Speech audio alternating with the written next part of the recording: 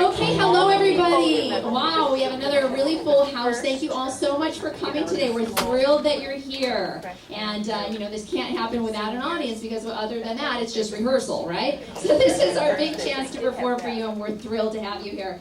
Just a couple of housekeeping things. Oh, my name is Sherri Allen and you are here for the impact of radio on our lives. And this course was created by the wonderful and late great Leon Levy, and so I know that he would just be thrilled to know that the course is continuing, that he's here with us in spirit as well. So a couple things, and that's the first one. Be sure you turn off your cell phones at this point. If you could please take those out, because it kind of, even if you have it on buzz, sometimes it can be a little bit distracting. And also, if you need to use the restroom at any point during the performance, we'd like for you just to use the door over here or over there. Don't go through the center section. And quietly, those doors tend to slam, so if you can just make sure they open and shut quietly. And the restrooms are right over there, as are the drinking fountains. Other than that, I just want to let you know what we do in this class. We listen to classic radio shows from the golden age of radio. Then we pick the ones we like, we rehearse them, and now we get to perform them for you. Today we have a crime, drama, and suspense theme, so we're really excited about that. We also have live pre-show piano music provided by the wonderful and very talented Ruth Kadison. We'll give her a big round of applause. If you would like to register for this course or another really fun class that we have on Wednesdays, which is an improv acting class for older adults, and it's called Self-Awareness Through Improvisation, all the enrollment information is in your program on the back, at the bottom of the back side, and the classes start again in late August, and we'd love to have you. So without further ado, thank you again for coming today, and I present to you the players of the impact of radio on our lives. So take it away. Our MC for today is Knox.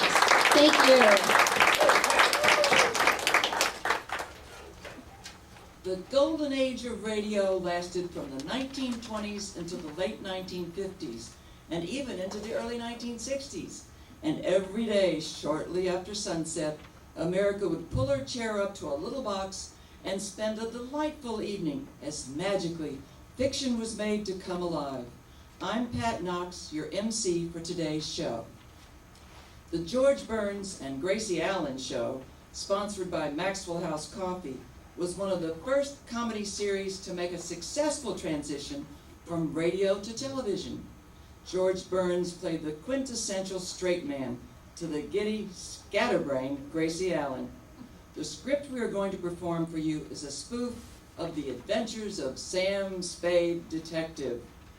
Bill Goodwin, the announcer, is played by Dwight Smart. George Burns is played by Jordan Lawson. Gracie Allen is played by Bonnie Smigel. Police Lieutenant Reagan is played by Jerry Carp. Radio Detective Sam Spade is played by Morris Donaldson. Pat Sullivan plays an actor named Claude, who plays a butler named Jenkins on the Sam Spade Show. The cabbie is played by Orrick Smith, who also handles all of the music and some of the sound effects for today's show. Also doing sound effects for today's show are Bonnie Smigel, Lois, Daris, and Edith, Richman. Yes, it's Maxwell House Coffee time, starring George Burns and Gracie Allen, with our special guest, Howard Duff, as that famous detective Sam Spade, and yours truly, Bill Goodwin. Many people say that Gracie is responsible for George being where he is today. And that's certainly true. Gracie is also responsible for Sam Spade being where he is today. You see, George and Sam Spade are both in jail. How'd that happen? Well, let's listen to George as being questioned by a police lieutenant. All right, let's start at the top. Name? George Burns. Occupation? I'm married to Gracie Allen. No. What do you do? What keeps you busy? I'm married to Gracie Allen. Let me put it this way. What's your source of income? I'm married to Gracie Allen. All right, skip it. What's your age? Approximately 42. How come you look so old? Now I'm married to Gracie Allen. All right, Burns. Now suppose you tell me why you're in this jam. I'm married to Gracie Allen. You're in a rut. Hey, Spade, how come you're in this jam? He's married to Gracie Allen. You know, Burns, you and this Spade character are accused of murder. Now suppose you tell me the whole story, right from the start. Okay, Lieutenant. It all started last Sunday night. I was sitting home listening to the radio with my wife. I'm married to... Gracie Allen, yes. I know that part. Take it from there. Well, Gracie and I were listening to the adventures of Sam Spade. The program was just finishing.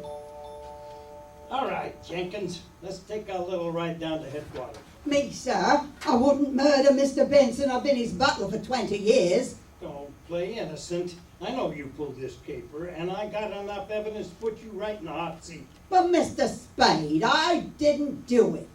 Save that malarkey for the warden. You were clever, Jenkins, but not clever enough. I'll call this the careless butler caper. The Adventures of Sam Spade, Detective. Brought to you by Wild Root Cream Oil Hair Tonic, the non-alcoholic hair tonic that contains lanolin. Why'd you turn off the radio, Gracie?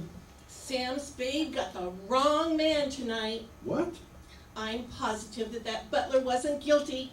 An innocent man's gonna get the hot plate. Hot seat. And don't worry, he'll only get it on the radio. Well, who cares where they put it? When he sits down, it'll burn. Oh, I've got to talk to Sam Spade right away. Honey, Sam Spade is not a real detective. Say he isn't.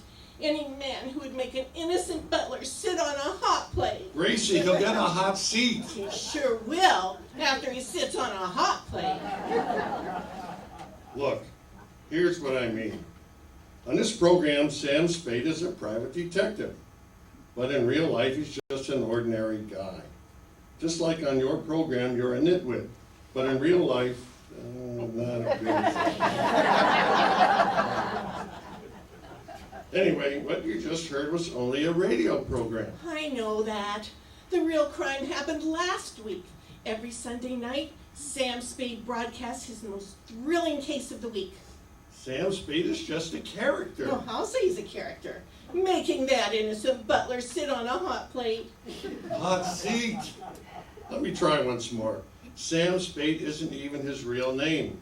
He's the brainchild of Dashiell Hammett. You mean his real name is Sam Hammett? No! His real name is Howard Duff. Then why isn't his father Dashiell Duff? Look, Sam Spade doesn't have any actual father or mother. He came from Dashiell Hammett's typewriter. Oh, George, you're so innocent. What's the use? Okay, Sam Spade is a naughty detective, and he's sending an innocent butler to the hot plate. Hot seat. Good night, Gracie. Good night.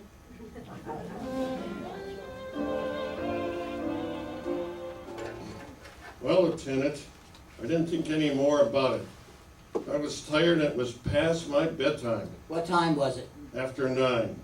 So I went to bed thinking Gracie would follow me. Instead, she followed Sam Spade. What do you mean? Let me tell you that part, Lieutenant. I finished my regular radio show, after which the actors lingered for a bull session. You know, who stepped on whose lines and so forth. It's about 10 when I step into the California nightly air. It's about 10 also, but there's no snow, so I decided to walk home. I haven't taken 2 steps when this little lady grabs me by the sleeve and says, Are you Sam Spade? if I'd known then what I know now, I'd have thrown myself under a bus.